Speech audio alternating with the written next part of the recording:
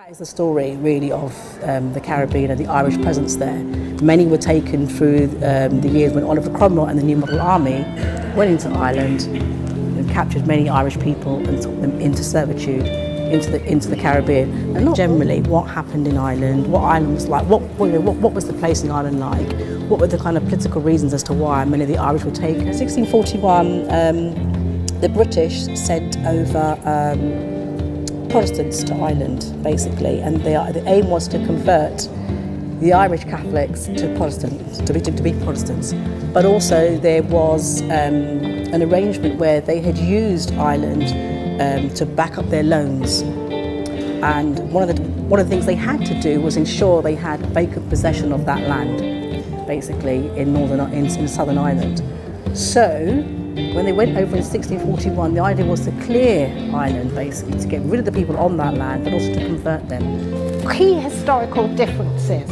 And one is the Irish, especially the Catholics, were seen as a threat because of the power of the church, you know, Catholicism and the power.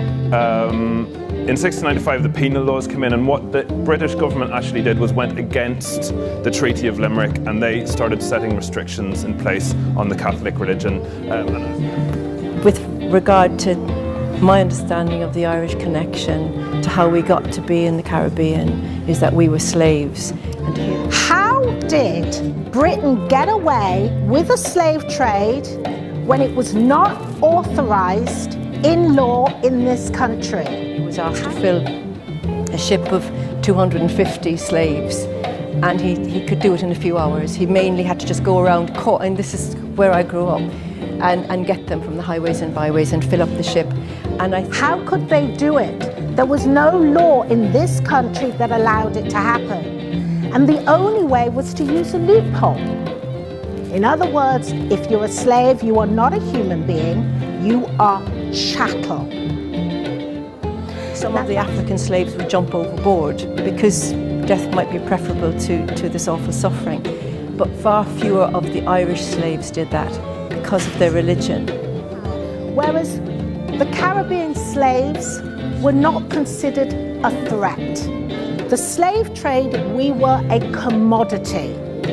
Not a threat, we were a commodity. In fact, we weren't even considered a human being. And this is crucial. Previous landowners who were told, why don't you go to Barbados, you'll be given land there. But often what was awaiting them there was not any reward. It was a harder life. And then we had lovely Lola, talking very much from the perspective of an African slave and what it was like to be an African slave on the plantation. A saint of them Irish Catholics, they say he was a slave as well, captured by the Irish before he changed them to his religion, to Christianity.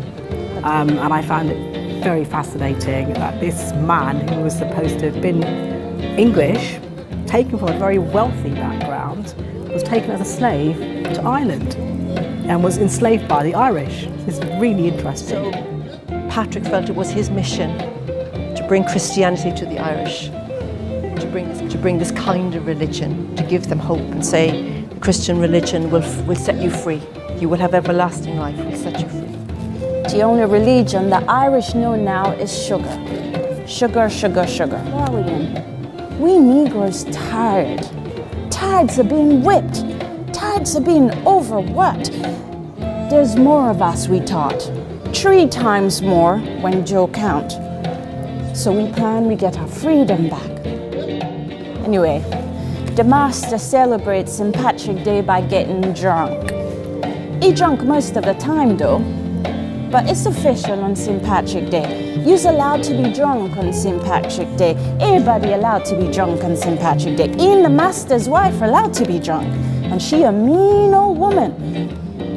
But anyway, so my understanding is that that's how we wound up in the Caribbean, and it always did surprise me how particularly an Irish and a Cork accent is very similar to a Jamaican. How you doing? And Gran?